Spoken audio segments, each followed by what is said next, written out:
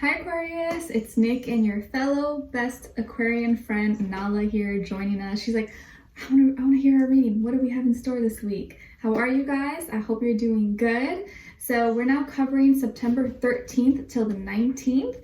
And this week on the 14th, we have Mars entering Libra, your fellow air sign. So this is like fighting fairly, more diplomacy, actually talking things out instead of throwing rocks and stones and hating each other, actually coming to like a middle ground or compromising with people and just seeing both sides, fighting fairly.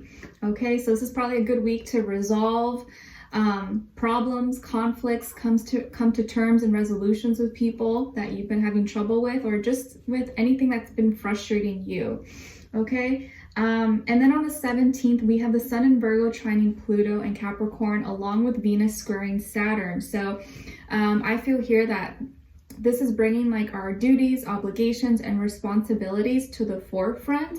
And these energies are actually assisting us and giving us kind of like a little nudge, a little stepping stool to help us proceed with our personal changes, transformations, and like personal development and growth that maybe we've been procrastinating on or been holding off and haven't had the courage to go through with it. So now we're kind of being assisted, like, okay, go do it, go down, go to school now, go get your work done on things that are uncomfortable, you know, like things that we know we have to change, but didn't want to before, but now it's like, okay, I have to, especially when it comes to like our needs versus our desires. Some of us have been leaning more towards our wants and our needs or instant gratification and been neglecting our needs, you know? And so I feel like at this time, we're going to be looking and thinking more long-term, like, okay, let me delay gratification because I know where I want to be.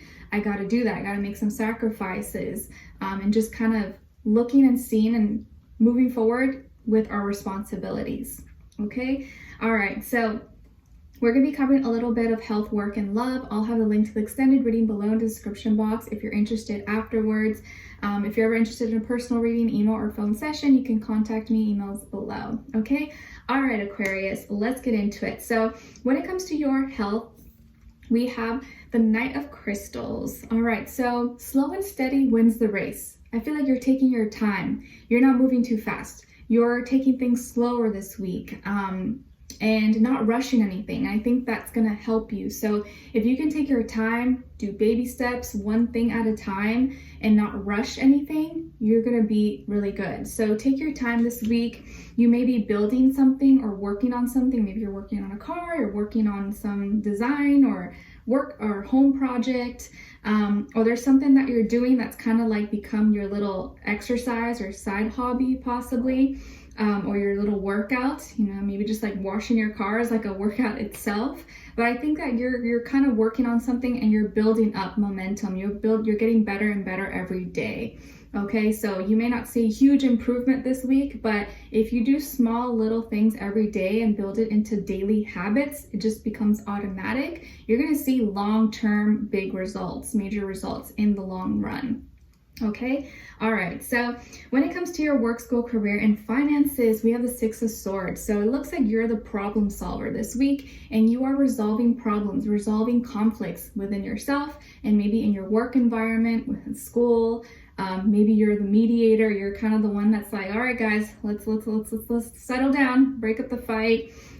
You could be the one that's like the voice of reason, the smart one that people come to, like, well, what do you think, Aquarius? Like, she said this, he said that, and like, who's right, who's wrong? You're like, hey, imbeciles, you guys are both dumb. You guys are both stupid, okay?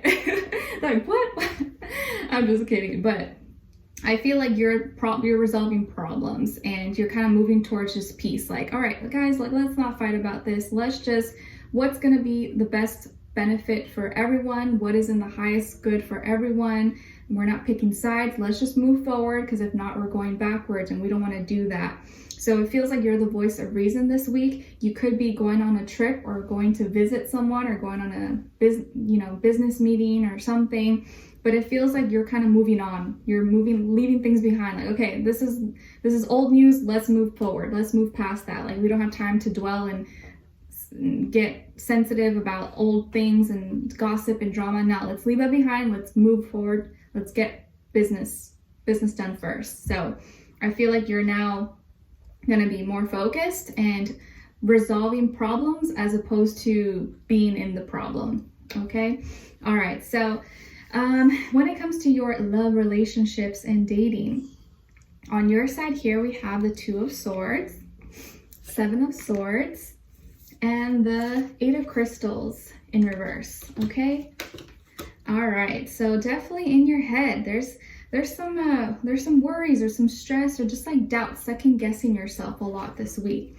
On this side for this person, this can be the past, present situation, or maybe near future, or all three, all the above. We have here the Nine of Cups,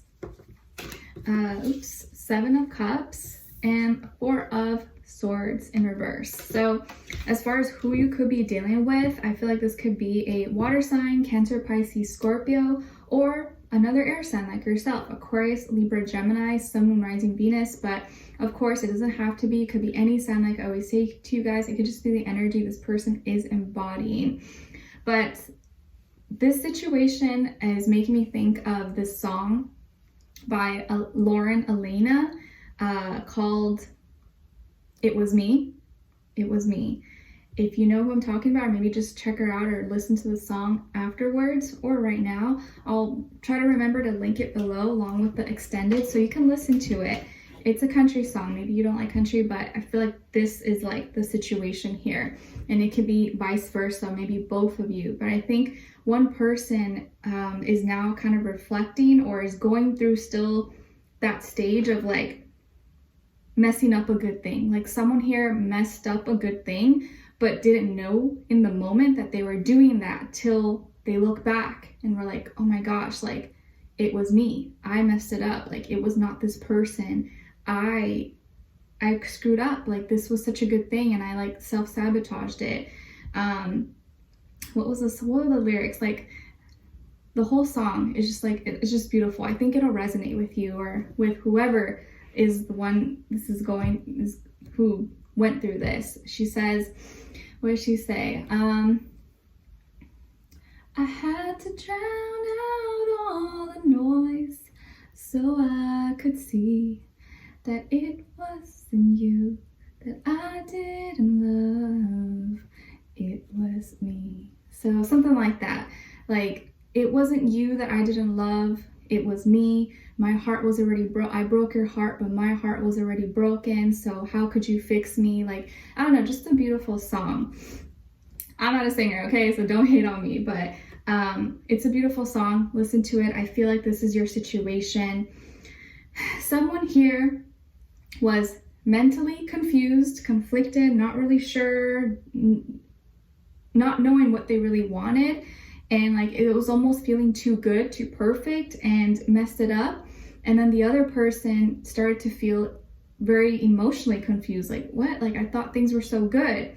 As soon as one here started to feel conflicted or not sure, uncertainty, doubts, felt not knowing what they really wanted and where they wanted to go, the other person was all in. The other person was like, yes, I like this person. Let's go forward. I enjoy your company. I'm ready for this. I really like you.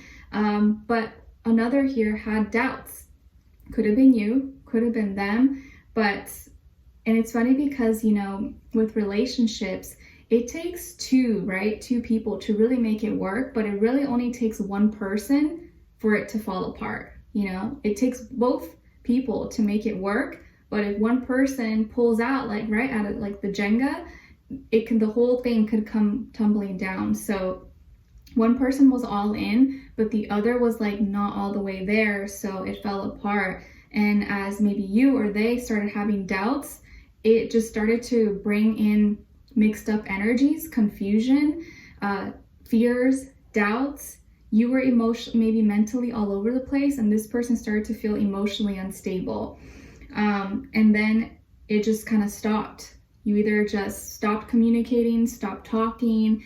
Nothing really bad happened, okay? No one, like, I don't think anyone cheated or said anything hurtful, or there was no like bad blood here in this situation. Like no one did anything awful to the other person. It just kind of faded out, or it just stopped. Like something happened where it just like, no, the train just stopped running. It just kind of like stopped in its tracks, and then it just stayed there, and nothing, it didn't proceed forward. It didn't advance. It didn't crash, or it didn't explode, or nothing happened. It just kind of, it just stopped, and then it just never kept going on. And I felt like, it feels like this person is feeling like lack of direction, or doesn't know what happened. It's almost like, what went wrong? Like, what happened? I thought we were good. I thought we were on the same page.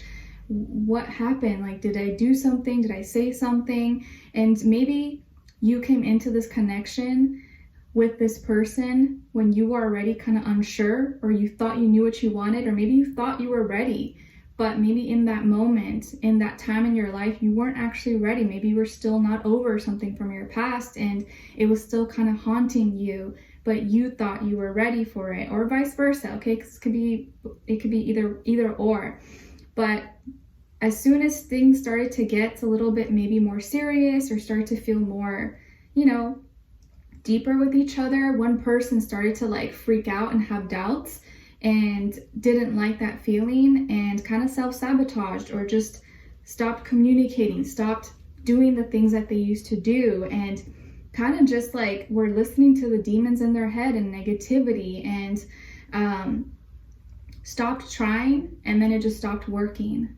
No one did anything awful to each other. Neither of you, like, both of you, I think, had good intentions with each other, and I think both of you really, really did like each other. One person just really wasn't actually that ready. Maybe they were dealing with insecurities. Maybe didn't actually really love themselves, or didn't feel deserving of this love, and felt too overwhelmed by the energy. And it was maybe nothing the other person did, but maybe that person's love, or so big amount of love, overwhelmed you, or overwhelmed the other person, that it reminded you of what you don't have, or reminded you, wow, I don't, could have been a very subconscious thing, like, oh my gosh, like, why does this person love me? Why do they like me so much?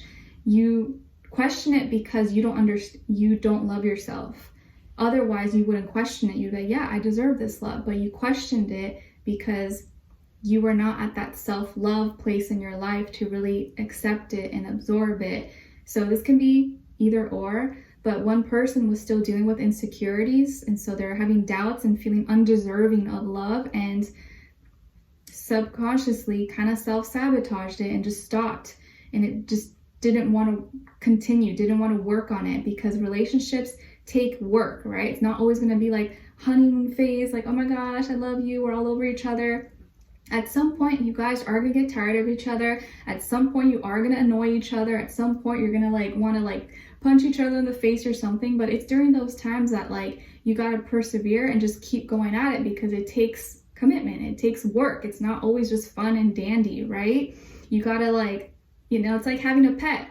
They're cute and fluffy and nice to touch and play with, but you know, you still got to take care of them. You got to pick up their poop. You got to give them food. Like, they might mess up, dirty your home. Like, there's all this other dirty work that people don't see and realize that it takes to make a relationship. We just see what we see on social media, like, oh my gosh, they're in love, like they're engaged, but behind the scenes, it takes a lot of work. So someone here just didn't want to do the work anymore, but is now going to start to reflect, or has been reflecting, wait, it was, I thought that this person was just like not it. I thought we just weren't compatible, but really it was me, and I didn't realize that. Okay, so we're going to dive in deeper in the extended to get more information, to see where their energy is at, what are they thinking, what are they feeling when it comes to you, what they don't want you to know, and maybe you should know, and what their next action or move will be towards you. Okay, all right, so we will continue this on in the extended. Link will be below. I'll see you guys there. If not, I'll see you for our next reading. Take care.